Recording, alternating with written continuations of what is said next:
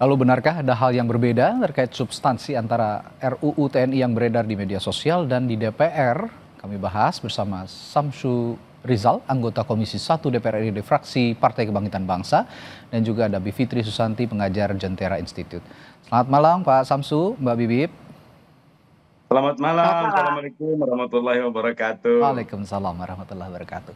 Saya ke Pak Samsu dulu deh yang ikut rapat Iya, silakan. panja nih kemarin. Usulan DPR soal jabatan TNI di sipil. Ini benar yang terbaru ini diakomodasi dari usulan pemerintah atau bagaimana Pak Samsu? Iya, sebenarnya bukan usulan pemerintah, tetapi usulan dari berbagai pihak yang kemudian dikompilasi, yang akhirnya disetujui dalam bentuk klaster. Oke. Yang awalnya itu semua rata 58 dan 60, kemudian dibuat klasternya itu menjadi beberapa bagian. Yang diantaranya yang tadinya diusul 58 untuk Tamtama dan Bintara, itu menjadi 55. Kemudian 58 untuk perwira sampai di kolonel. Oke. Kemudian ya sampai kemudian di bintang 1 59, kemudian bintang 2 60, bintang 3 dan bintang 4 itu jadinya 62. Dan itu juga pertimbangan beberapa komponen, dan itu juga menjadi bagian dari usulan pemerintah sebagian. Jadi sebenarnya bukan usulan pemerintah, tetapi dinamika pembahasan yang kemudian dirumuskan oleh panja yang dibentuk oleh pemerintah, sehingga ini disetujui bersama dengan panja. Begitu kira-kira Mbak. Oke, tapi begini, ini kita langsung saja bahas soal pro kontranya begitu Pak Samsu, bahwa Iya. Masyarakat masih khawatir, masih ada kekhawatiran adanya munculnya pasal-pasal yang mengandung dui-fungsi TNI atau dui-fungsi ABRI lah katakan, yang dinilai ya ini mundur begitu, bukan maju pembahasannya, karena ini kan sudah berlalu sebenarnya. Tapi apakah klaim dari pemerintah dan DPR sendiri soal ini yang katanya itu sudah tidak ada, itu memang benar-benar sudah tidak ada atau masih jangan-jangan masih ada disisip-sisipkan nanti?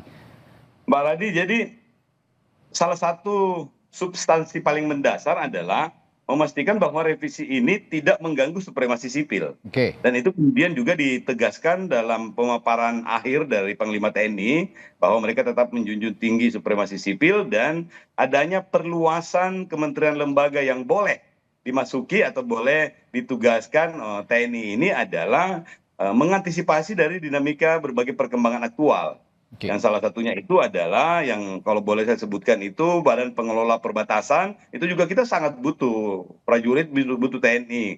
Kemudian penanggulangan terorisme dan beberapa kementerian termasuk keamanan laut dan perikanan kelautan. Oke. Kenapa keamanan laut juga masuk? Karena kita ingin memperkuat Coast Guard-nya kita di Badan Keamanan Laut itu, yang tentunya ini mutlak dibutuhkan prajurit TNI yang memiliki kualifikasi tanda kutip perang, sehingga operasi militer perang dan operasi militer non perang ini sanggup dilakukan dalam konteks bagaimana menjaga keamanan laut. Kira-kira begitu filosofinya.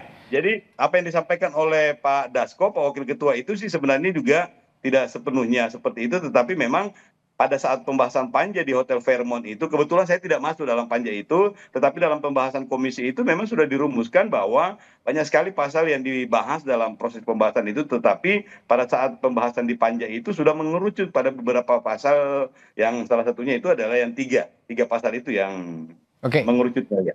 Begitu saya ke Mbak Bibip sebagai yang juga mewakili masyarakat sipil. Mbak Bibip, Anda juga sudah membaca tentu saja ya daftar isian masalah yang dibahas oleh panja DPR. Nah, kira-kira dari bahasan-bahasan tadi yang menurut DPR dan pemerintah juga sudah mengeliminasi pasal-pasal yang mengandung difungsi ABRI. Apakah sudah bersih dari kekhawatiran publik itu, Mbak Bibip? Belum bersih. Belum bersihnya karena dua hal. Pertama, masyarakat sipil itu melihatnya, saya kira saya tidak bisa mewakili ya keseluruhan masyarakat sipil, tapi pada umumnya kami melihatnya bukan sekedar tawar-menawar angka, mau 10, mau 15 atau 16 dan seterusnya. Tapi persoalan kita melihatnya secara istilahnya helikopter view begitu ya, bahwa ketika tentara aktif, bukan yang mundur ya. Kalau mundur kita bisa diskusikan lagi, boleh saja. Tapi tentara aktif bisa masuk dalam jabatan-jabatan sipil, sebenarnya itu adalah indikasi yang buruk untuk kembalinya dui fungsi militer. Jangan lupa, bahkan Undang-Undang TNI pada 2004, saya baru buka lagi arsipnya, waktu itu sebenarnya itu hasil kompromi, itu 10 itu. Idealnya tidak ada. Kalaupun ada, mundur dulu dari TNI. Itu titik pembedanya tuh di situ. Dan ini juga harus dibaca bersamaan dengan fakta bahwa sudah ada undang-undang PSDN 2019 yang memungkinkan adanya komponen cadangan, mengerjakan PSN, mengerjakan food estate, mengerjakan MBG, makan bergizi gratis dan seterusnya. Jadi masyarakat sipil itu melihatnya dengan kacamata yang lebih luas bahwa ini bukan soal 10 atau 15. Nah, yang kedua, tadi kalau pertanyaannya apa yang diributkan, prosesnya itu loh. Bahkan ketika tadi Mas nanya, Mbak Bibip udah baca belum begitu ya?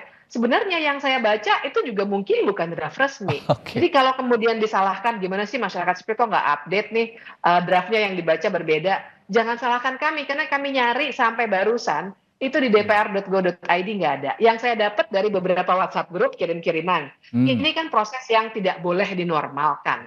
Membahas undang-undang tanpa adanya transparansi seperti ini. Begitu. Ini sebelum saya kembali ke Pak Samsul soal tadi kenapa tidak diupdate, tapi saya mau ke Mbak Bibip dulu soal argumentasi bahwa beberapa jabatan sipil yang diduduki TNI atau militer ini justru penting diisi oleh militer, seperti misalnya Badan Nasional Penanggulangan Bencana yang misalnya source-nya itu banyak dari TNI, infrastrukturnya banyak dipunyai oleh TNI, lalu juga Badan Nasional Penanggulangan Terorisme BNPT, Badan Keamanan Laut dan juga Badan Nasional Pengelola Perbatasan kata yang Pak Samsul bilang tadi. Bagaimana dengan argumentasi ini, Mbak Bibip? Iya, saya sebenarnya pernah bicara di program yang sama di Kompas TV soal ini dan waktu itu saya bisa menyetujui, tapi konteksnya adalah bisa menyetujui karena kalau mundur dulu dari jabatannya. Kalau tentara aktif itu yang tidak boleh.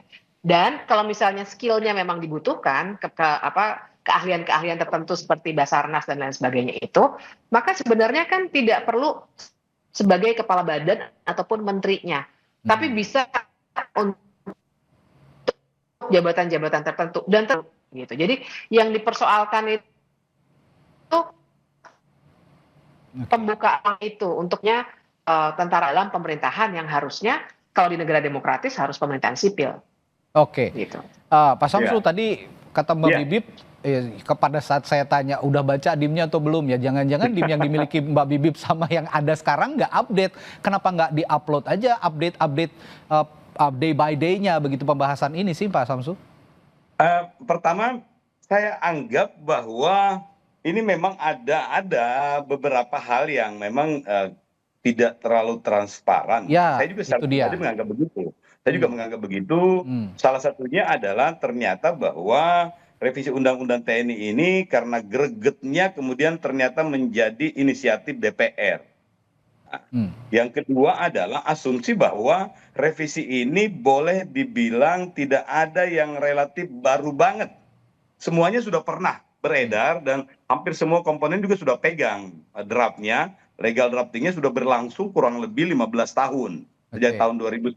Jadi asumsi-asumsi inilah yang kemudian terbangun dan pada saat rapat itu juga beberapa pasal saya sendiri sudah memberikan catatan khusus. Di antaranya adalah kementerian lembaga yang kemudian meminta atau membutuhkan tenaga militer itu harus memiliki analisis jabatan yang memungkinkan ada argumentasi bahwa di kementerian tersebut itu formasi yang dibutuhkan pada penanganan satu masalah tertentu yang sifatnya aktual itu tidak dimiliki lembaga tersebut.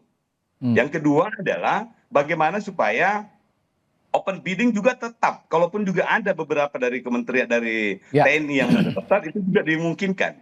Nah yang ketiga itu adalah mutlak itu ada permintaan resmi dari kementerian lembaga tersebut yang kemudian diisi atau dilampirkan analisis jabatan atau sehingga nanti ke depannya menjadi lebih transparan. Yang intinya adalah kita menganggap atau mengharapkan revisi undang-undang TNI ini adaptif terhadap berbagai perkembangan aktual yang terjadi. Tentu saja harus adaptif. Nah, tapi saya juga tadi mengecek, teman-teman di Kompas TV juga mengecek bahwa daftar isian masalah yang baru ini belum juga terupload di situs DPR misalnya, termasuk draft RUU-nya sendiri. Jadi Anda sendiri sebagai unsur pembahas juga mengakui bahwa ini kurang transparan. Kalau ke depannya Anda juga bisa mengupayakan untuk mempush mereka-mereka ini supaya teman-teman yang ada di DPR ini juga supaya lebih transparan lagi gitu ya Pak Samsul? Setuju.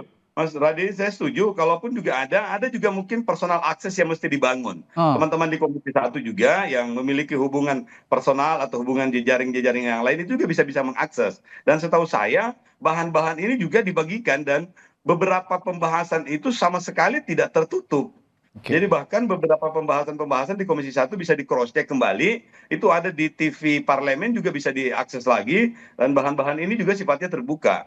Dan saya juga heran karena secara pribadi karena kebetulan saya baru duduk di Komisi 1 ini, sehingga saya menganggap asumsi saya sama dengan asumsi umum itu, bahwa bahan-bahan ini juga sudah tersebar kemana-mana.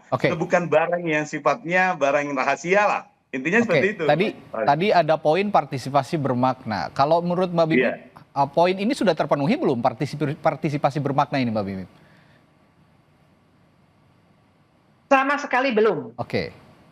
Jadi apa yang harus didorong ya? Kita seperti yang disampaikan oleh Ketua YLBHI tadi, yang harus mau diselesaikan. Kenapa sih? Urgensinya apa? 21 Maret sebelum kita Lebaran, ibaratnya itu kalau kita Lebaran belum ada revisi Undang-Undang TNI, kita tetap bisa Lebaran. Benar. Kenapa sih harus seurgen itu? Harusnya dihentikan dulu semua proses ini, kemudian dibahas lagi dengan partisipasi yang bermakna, undang dengan waktu yang cukup, dan dikasih draftnya dengan baik. Jadi kami ini yang sebenarnya beritikat baik ya untuk memberikan masukan kepada anggota DPR dan pemerintah, tapi gimana bisa memberikan masukan kalau draftnya saja kami tidak punya. Kalau diandai mungkin waktu cepat dapat, saya susah dapat, misalnya begitu ya. Nah, harusnya itu DPR melayani semua warga, siapapun boleh download. Kalau takut ada perubahan, sebenarnya ada pola di DPR Go.id yang cukup baik, itu di-update progresnya. Lakukan saja itu. Itu misalnya sekarang ini hentikan saja dulu, daripada kita diributkan oleh banyak sekali persoalan yang memang tidak clear karena ini semua terlalu terburu-buru. Saya kira semua sangat ingin punya TNI yang profesional. Saya cinta NKRI, justru pengennya TNI lebih profesional. Tapi apakah TNI lebih profesional itu tercermin dalam penambahan 10 jadi 15, penambahan jumlah usia pensiun? Kan bukan itu yang kita inginkan. Tapi yang lebih substantif, misalnya peradilan militer harusnya dibuat, itu yang diutamakan mestinya. Jadi kalau ada indikasi korupsi atau kekerasan yang dilakukan oleh TNI bisa diselesaikan secara sesuai dengan prinsip-prinsip negara hukum. Bukannya itu misalnya yang dilakukan, tapi bermainnya di usia pensiun. Jadi lebih baik yang dihentikan saja. Kita riset dengan proses legislasi yang lebih baik. Gitu. Tapi kalau melihat tadi kalau kata Mbak Bibip kenapa terburu-buru, saya juga tanyakan ke Pak Samsu kalau gitu. Apa yang membuat ini terburu-buru sih, Pak? Pak Samsu? Sebenarnya yang membuat ini terburu-buru, tadi kalau kata Mbak Bibip kan ini terkesannya terburu-buru, tanggal 21 harus selesai gitu. Padahal kan Lebaran juga nggak ngaruh dengan revisi Undang-Undang TNI. Apa yang membuat ini terburu-buru? Tanggal 21. Jadi Mas Radi, sebenarnya nggak ada tenggat waktu 21. Itu hanya sifatnya administratif. Pengetahuan saya sebagai anggota Komisi 1 ya. Dan hal kemudian kenapa bisa maraton sampai selesai kemarin itu misalnya di Panja, karena memang sudah mengerucut pada 3 masalah utama tadi. Jadi pasal-pasal yang lain itu relatif sudah tidak ada masalah, yang 3 inilah yang kemudian. Nah, tapi masalahnya kata Mbak Bibip ini masih banyak yang masalah gitu, Pak. Sekarang ini. Dari 82 daftar inventaris masalah, sebelumnya itu ada 17, yang itu menjadi notulensi dari pembahasan sebelumnya. Karena rancangan undang-undang ini atau revisinya ini adalah carry over dari periode 2015-2020, kemudian 2020-2025, dan 2024-2029 ini. Jadi asumsi kami adalah beberapa daftar inventaris masalah itu sudah selesai. Tinggal 3 ini. Makanya kita fokusnya ke 3 ini. Kalau ya fokusnya ke 3 tapi substansinya juga masih melenceng kalau kata Mbak Bibip tadi. Pun publik juga banyak yang menilai seperti itu. Nah, kalau memang begitu sepertinya kita juga masyarakat, mungkin DPR, pemerintah juga harus duduk kembali bersama supaya ya meskipun sekarang sudah ada DIM-nya, sudah ada 3 fokus masalah, kalau memang masih belum diterima oleh publik, sepertinya DPR juga harus mempertimbangkan suara publik, begitu kira-kira Pak Samsu. Baik, terima kasih Pak Samsu, semoga nanti didengar nih suara publik juga, jangan terburu-buru karena masih banyak yang harus dibenahi sebenarnya. begitu. Baik, terima kasih Pak Samsul Rizal, anggota Komisi 1 dari DPR dari fraksi PKB, dan juga Mbak Bivitri Susanti, pengajar Jentera yang telah berbagi perspektifnya malam hari ini di Sapa Indonesia Malam. Sampai jumpa lagi Bapak dan Ibu.